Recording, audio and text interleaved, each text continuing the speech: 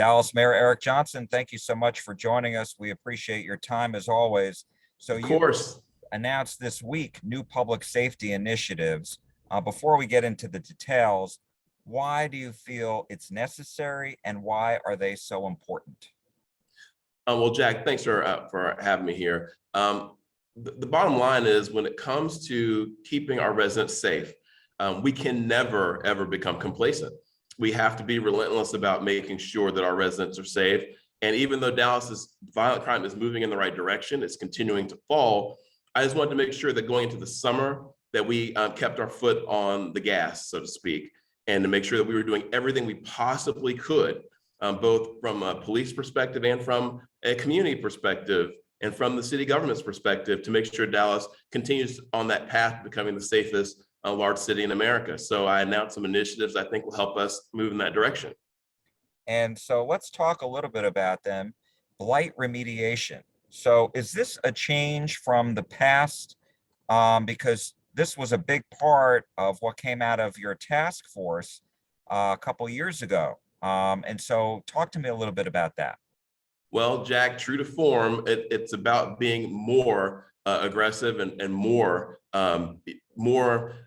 acting with a little bit more urgency with respect to blight remediation. So what I'm talking about is changing our approach, and I'm working with our city attorney's office on this. This is modeled after something that was very successful in Philadelphia, where rather than going through a lengthy legal process to get an owner to remediate a blighted property, we have state laws in place right now that we're not fully utilizing, similar to what they had in Philadelphia, where we can just go in and remediate these properties ourselves. And the cost that we would save in terms of reduced crime, reduced violent crime, reduced police resources that are having to be dedicated to addressing the crime that comes from these areas would more than offset the cost of just putting a door or putting a new facade on some of these buildings so they don't look so run down. So the change is in rather than going after through a legal process, these owners taking a long, long time, not particularly effective, getting them to remediate these properties.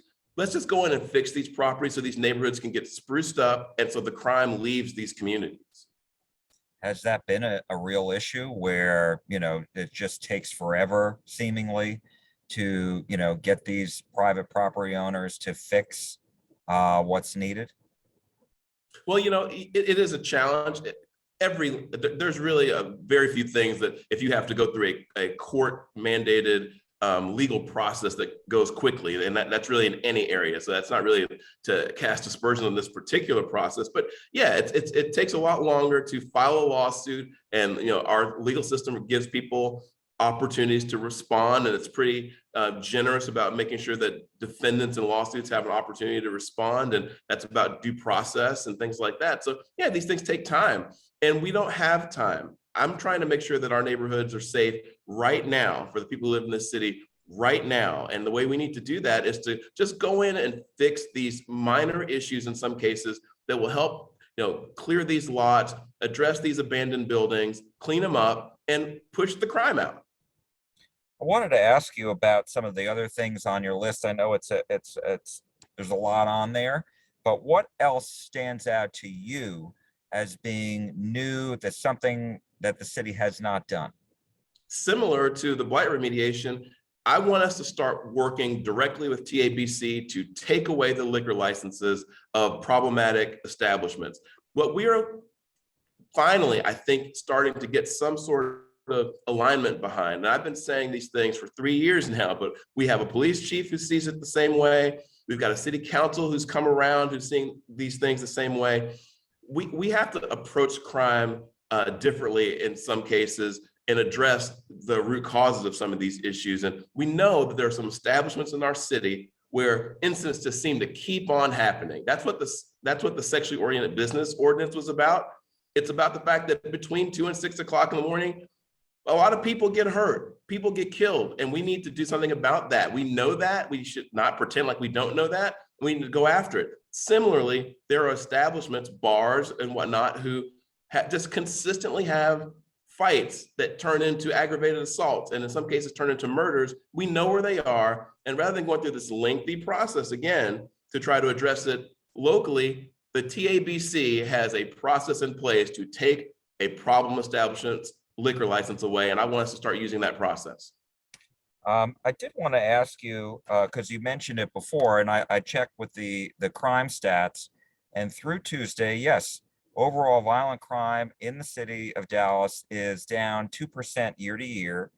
Murders are up almost 17%. Business robberies are up a little more than 16%.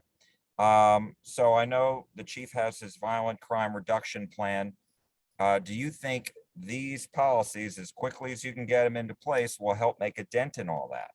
I do, and we have to start yesterday. I mean, the best time to start these programs I'm talking about is yesterday, and the next best day is today. So that's what we're doing.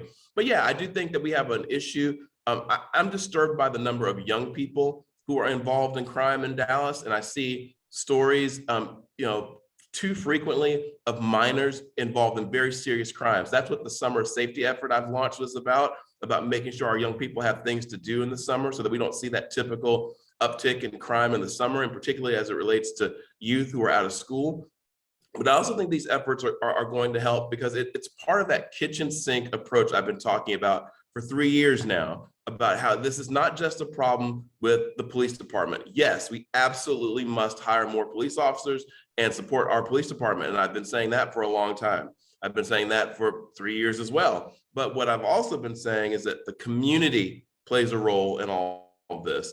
And one of the things we have to do is deal with crime where it's emanating, sexually oriented businesses, these problem bars. We need our school systems that overlap Dallas to help us with social emotional learning. They've been doing it, but we need more of it. And we need to deal with blight remediation and lighting at a faster clip than we've been doing it.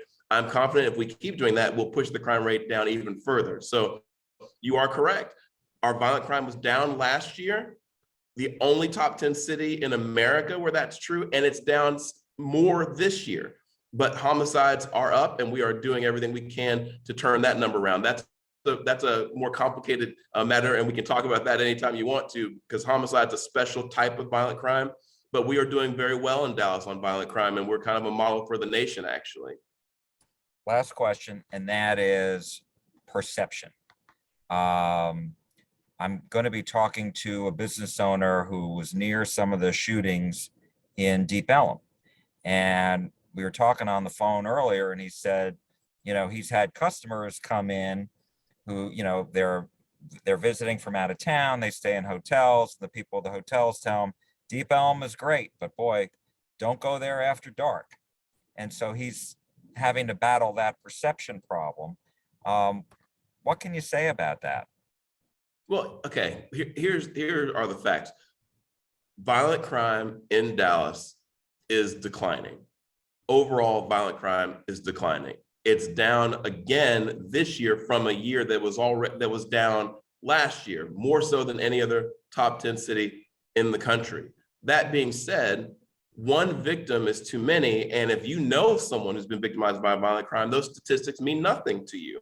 And I understand that, which is why I think we have to stay relentless about this, because it just doesn't matter that in the grand scheme of things, Dallas is one of the safest big cities in the country.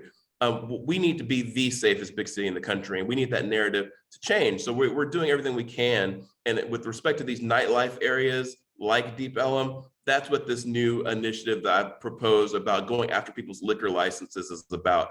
I mean, the fact of the matter is if these places where some of these crimes are happening, if it's consistently happening in the same places, we need to put the burden on those property owners and those business owners to do what it takes to address that. If not, we need to talk about taking their licenses away.